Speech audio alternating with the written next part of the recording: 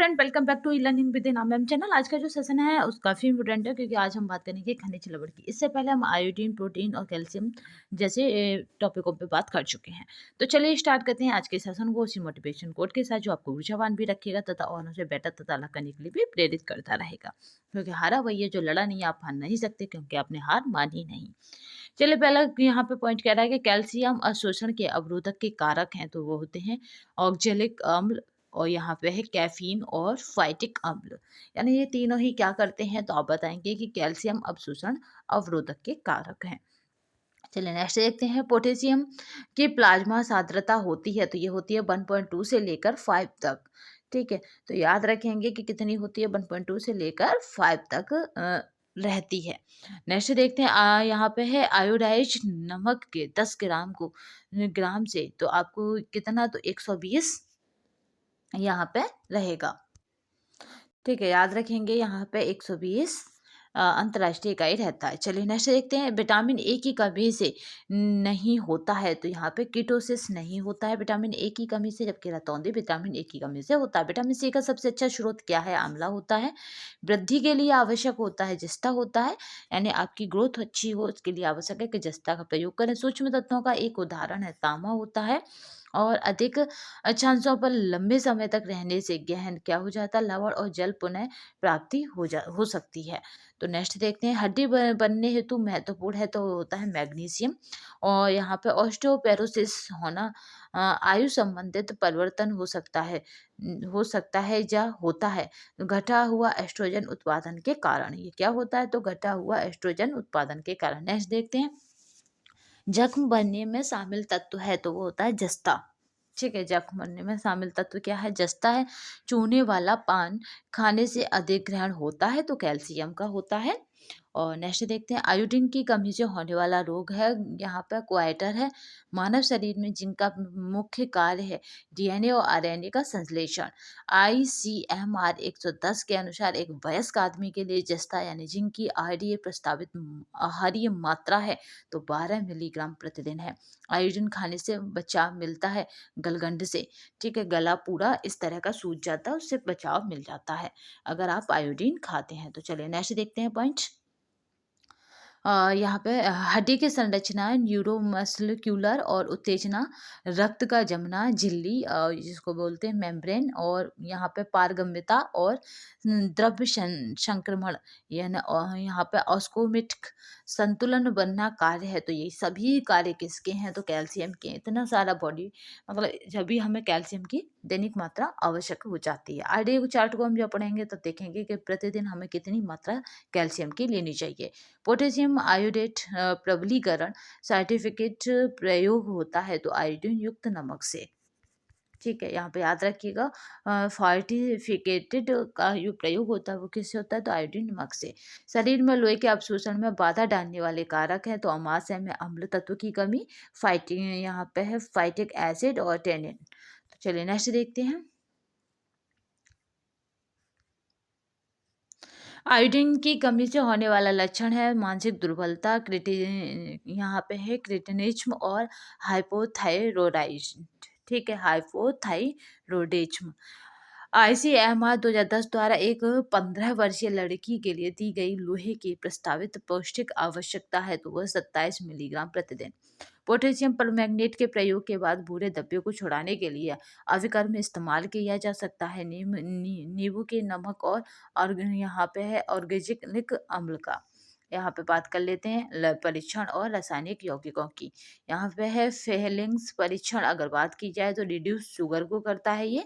और अगर बात की जाए यहाँ पे सेलिवनाफस परीक्षण, तो ये कीटोस शुगर को मतलब बताता है ये परीक्षण। रासायनिक यौगिक है ये। और यहाँ पे बात करते हैं जेल्डालस परीक्षण, ये बहुत पूछा जाता है, तो ये नाइट्रोजन रसायन यौगिक को बताता है।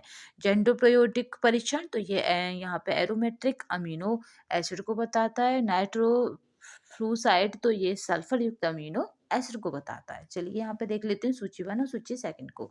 पोषक तत्व है, उनकी कमी से होने वाले लक्षण है। फॉलिक एसिड की अगर बात की जाए तो मैग्लोब्लास्टिक अनीमिया है।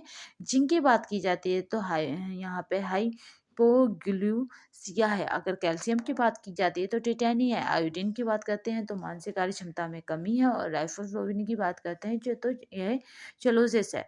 स्वाद की तीक्ष्णता, हड्डियों का विकास और घाव बनना आदि के लिए आवश्यक है। तो जो आवश्यक है जिंक। सामान्यतः लोहे और फॉलिक अम्ल के साथ दंड किया जाता है। तो नमक का हीमोग्लोबिन बनने के लिए आवश्यक है। तो लोहा की 16 से 17 वर्ष आयु लड़की के लिए जिंक का आईडीए यानी डेली है तो वो है 12 मिलीग्राम। लोहे की कमी विकसित होने में आने वाले चरणों का सही क्रम है।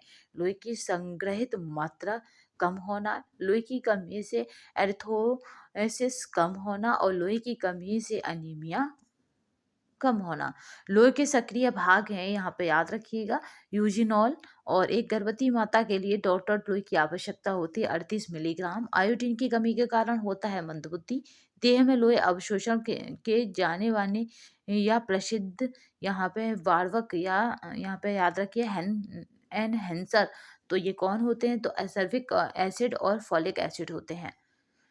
आहार में लोहे की जैव उपलब्धता को बढ़ाता है तो यहाँ पे याद रखेंगे एस्कॉर्बिक एसिड और पशु से प्राप्त प्रोटीन है।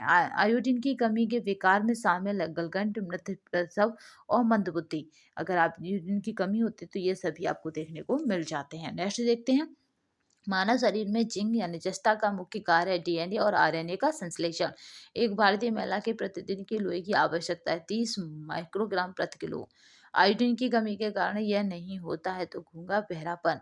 कम मात्रा में आयोडीन पाया जाता है एक कप दूध में।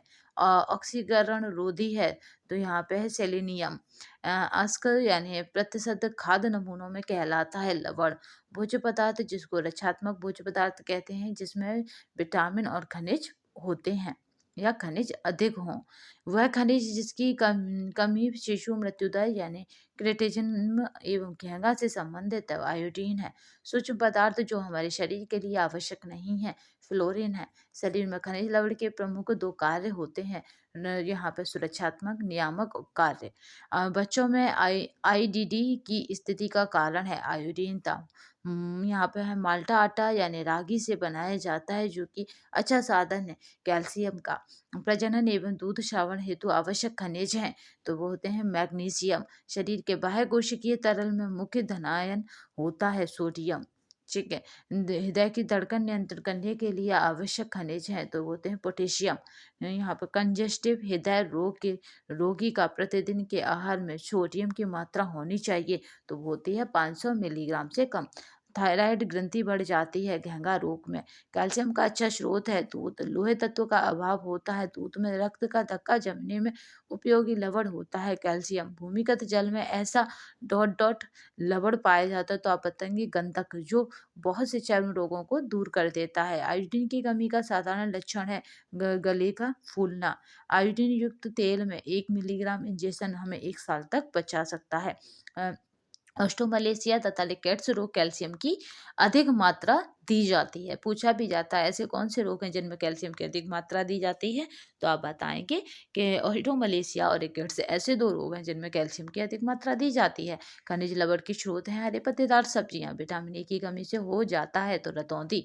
मनुष्य के उत्तम स्वास्थ्य के लिए आवश्यक खनिज लवणों की संख्या होती है तो होती है 24। शरीर को ऊर्जा न देने वाला भोज्य तत्व है तो खनिज लवण है। हृदय की धड़कन नियंत्रण करने के लिए आवश्यक खनिज है तो सोडियम है। अस्थि मृदा खनिज की हीनता होती है कैल्शियम की। हीमोग्लोबिन के निर्माण हेतु आवश्यक होती है लोहे तत्व और फैलिक अम्ल की। खनिज तंतु यानी यहाँ पे एस्बेस्टस। मानव शरीर में 24 खनिज लवणों की आवश्यकता होती है। शरीर का सामान्य चयापचय प्रभावित होता है सोडियम की कमी से। आयोडीन की कमी के कारण होने वाली बीमारी है तो यहाँ पे ग्वाइटर यानी घेंगा रोग। अति मानव के मरीज को डॉट डॉट मूल द्रव्य से परहेज करना चाहिए। सोडियम आयोडीन की कमी का लक्षण है बौद्धिक विकारता। वह मूल द्रव्य जिसकी कमी से बच्चों में यहाँ पे जड़वा मनता का विकास होता है तो वो होती है आयोडीन। शरीर में खनिज लवण के प्रमुख कार्य हैं सुरक्षा एवं नियमन। पहाड़ी क्षेत्र में अधिक पाया जाता है तो यहाँ पे याद रखेंगे एंडीमिक घेंगा। नमक में आयोडीन के पुष्टिकरण के लिए मिलाया जाता है पोटेशियम यहाँ पे आयोडेट।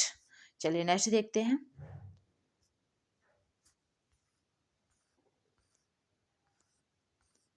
ये पूरा पीडीएफ आपको हमारे टेलीग्राम तथा व्हाट्सएप दोनों पे अवेलेबल रहेगा।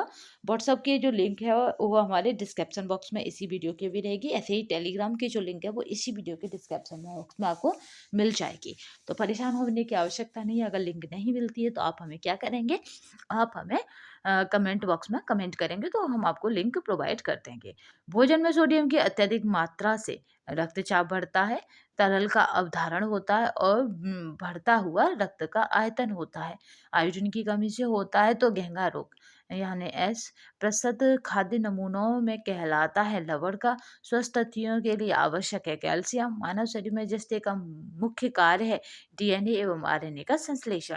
तो ये जो पूरा पीडीएफ 4 पेजों का आपको हमारे टेलीग्राम तथा व्हाट्सएप दोनों पे अवेलेबल रहेगा। तो एक बार वीडियो से दूसरी बार आप इनको अपनी आंखों से गुजार दीजिएगा इन क्वेश्चनों को या इन फैक्टों को, तो फिर दोबारा आपको याद करने की आवश्यकता नहीं पड़ेगी, क्योंकि जिन गलियों से हम बार-बार गुजरते हैं उनमें हम आँख बंद करके भी जा सकते हैं।